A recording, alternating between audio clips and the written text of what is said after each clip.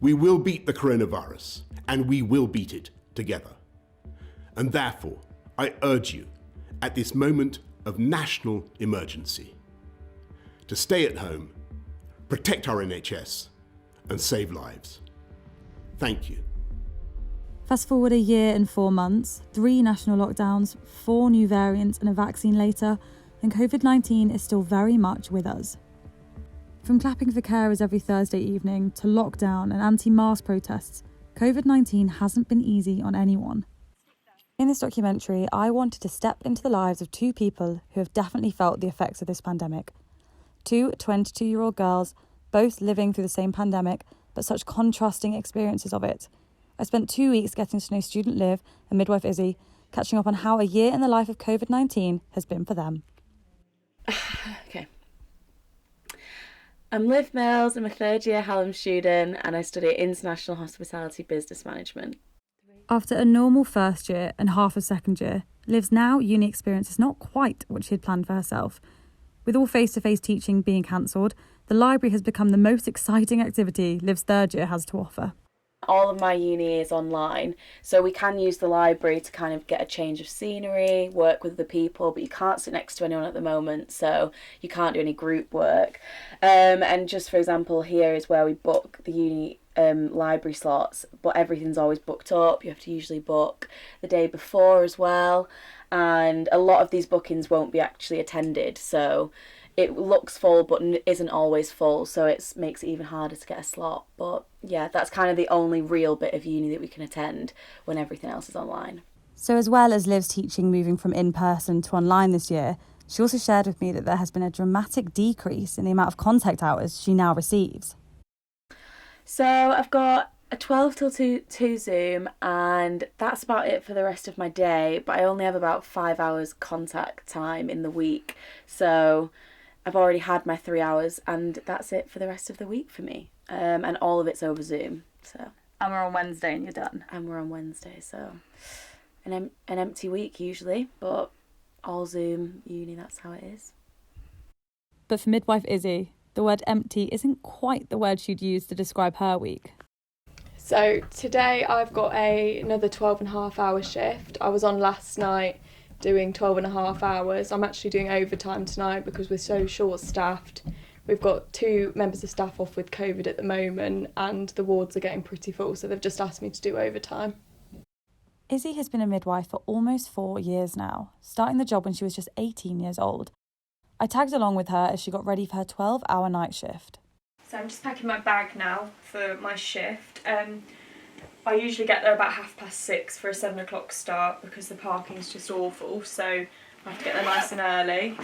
I take with me my uniform so I can get changed there, so I'm not bringing the germs from home into work, and then I take spare clothes for after the shift I can get changed to come home. I also take this pillowcase. We were all actually given them. They were donated by volunteers at the start of the pandemic. And they're old pillowcases that after our shift we put all our uniform, socks and everything into, do it up, and then when I get home I'll wash it at 60 degrees so I don't have to touch any of the dirty uniform when I'm at home.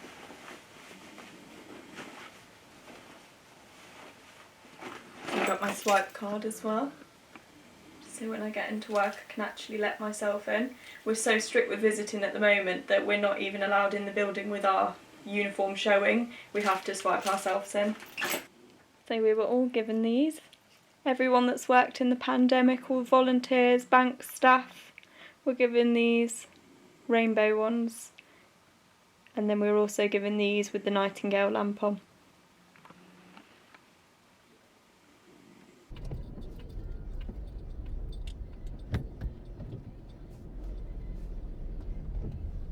So what's this shift going to look like for you? So I'll park up about 6:45, walk in, have my 12.5 hour shift, don't know what it's going to be like, and then hopefully get a break around 4ish, finish at about 7, half 7, and then I'll have a shower, get straight into bed and sleep. Because of COVID-19 restrictions, I wasn't able to get into the hospital with Izzy, but she did manage to film some clips for me whilst she was at work. The time's now 4 o'clock. I've not had my break yet. just had a drink, that's it. I've been to the toilet once. We've had 2 query COVIDs in our unit and we have been so busy. I'm awaiting my break. I've been at work over 10 hours now. I'm just on my break and I'm just allowed to take my mask off, which is such a relief. I've got red cheeks. I've been wearing a visor tonight, apron, and I'm so ready for a rest. It's clear that Izzy and Liv have experienced very different versions of this pandemic, yet neither without their challenges. During filming, restrictions on meeting people eased, so I headed round to Liv's house to find out how this year has really been for her. It's been a bit of a whirlwind, kind of like a just finished uni, but it's all been online and not really been into uni, so not really felt quite real, but good because we finally finished, so. And how has your university experience changed because of COVID? How has it been different to the last 2 years you had?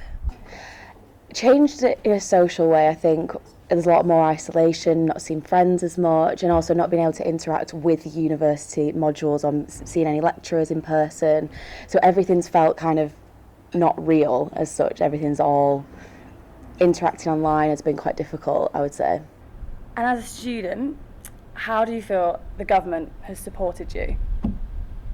I wouldn't really say well, to be honest, and I think with our payment especially, we pay £9,000, whereas it's £3,000 to do online uni and things like that, so they haven't really helped us financially, and I don't think any of us have gotten much support as such as like how to go about it because everyone's been so new to it. So how have you found this year and not being able to see people or go out and do those things that make you happy? How do you feel that's had an effect on your mental health?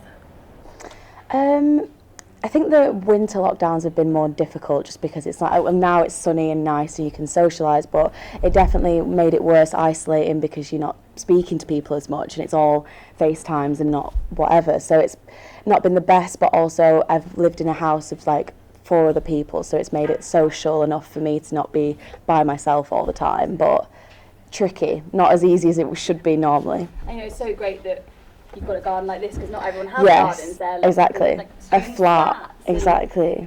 Things like that, and I suppose you've got the Peak District on your doorstep as well. Yeah, which is perfect because I have a car as well, and we can go for drives and just get out and do like that walking exercise we're allowed to do every day. So that was really helpful, and I think needed. The Peak District is about a 10-minute drive from Liv's student house in Sheffield, and with a wealth of walks, viewpoints and reservoirs, it sounds like the Peaks has provided a great getaway for Liv during lockdown. Just a walk, which has been really great at the moment, getting out of the house and not doing work in my room. It's been really good for my mental health and exercise, and we're right in the Peak District, which is right next to where we live, and so lucky to have it on our doorstep, especially during lockdown when all you really need is just some fresh air after being stuck inside all the time. So walks are really good, and they're improving work when you can exercise and stay healthy and motivated. So the importance of keeping active and getting out during the pandemic is something both Liv and Izzy can agree on. I think it's a good time to kind of like switch off because at work everything's so high pressure and no one really knows what's going on day to day. It's nice to have like a bit of normality. So yeah, just to come out, kind of be on your own and de-stress. I just think it's really good for your mental health as well, just to get out and about, not have to wear a mask. I try and get out every day that I'm not working, and I work 3 nights a week, so I try and get out about 5 times a week if I can. I don't really go out in between shifts because I'm just too tired from what's probably happened the night before, and there's a lot of overtime going obviously at the moment because we're so short-staffed with people off, that I'm in work a lot. But as much as I can really, whenever I can get out, I'll go. Having experienced the pandemic as a student, I found it so intriguing hearing about Izzy's experience of COVID-19. Finding time in her busy schedule, Izzy joined me for a cup of tea as we reflected on how this past year has been. I think because it's just happened so quickly that I feel like we're still in it. We've not got over it yet. We're always saying, oh, maybe next month we won't have to wear the PPE, or next month we'll be allowed visitors in.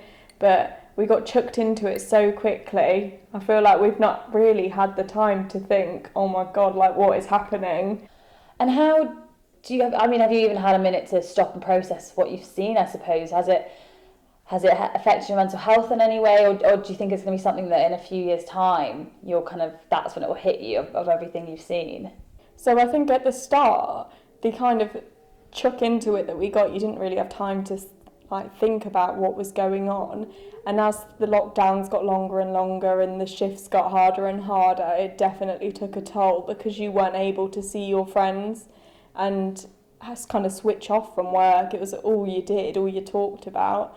It's been good having the consistent of actually going into work and kind of getting uniform on and going to have something to do. But at the same time, I think when hopefully it all comes to an end, I think a lot of people are going to be affected. And how has your experience of COVID been as a frontline worker? You know, I've experienced it as a student from home, and lectures are annoying to do on Zoom, but you know, I haven't really been that affected by it, I suppose. So how has it affected you as a frontline worker? It's been difficult and the shifts have been awful, but at the same time you do get a real sense of pride that you're actually doing something and contributing something, and the public have been so supportive, and we've had various donations of things like food and badges and hats to keep our hair up, and it just makes you think we're really doing something to make a change. I mean, the clap that they did for a few weeks, when you're at work in the city centre and you can hear the city clapping at 8 o'clock, it does make you really proud. But still, it doesn't make the job any easier, I suppose. It's been absolutely mad, and the unknown is probably the worst part. How do you feel the government has responded to this pandemic for you as, you know, an NHS worker, a worker on the front line? Do you think they've done enough? Do you think they could have done more?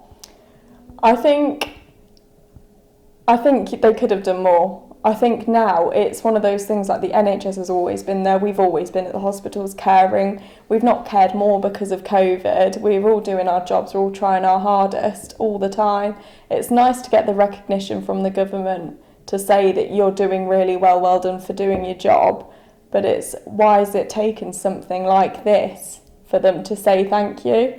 And Boris Johnson himself was in hospital and thanked all the nurses that cared for him, but it's where's the proof, where's the pay rise? We don't get paid a lot at all. It would be nice, but when this is all over, we're still going to be at the hospitals working the 12-hour shifts, and if it's not COVID, it's something else. With restrictions beginning to ease, the future seems just a little bit brighter. For Liv, she hopes to graduate in November with her parents sitting in the audience watching, and Izzy hopes to be able to meet up with her friends guilt-free, no longer worried of what she might be bringing home from the hospital. But the return of normal life may be further away than we expected. And to give the NHS that extra time, we will hold off Step 4 openings until July the 29th.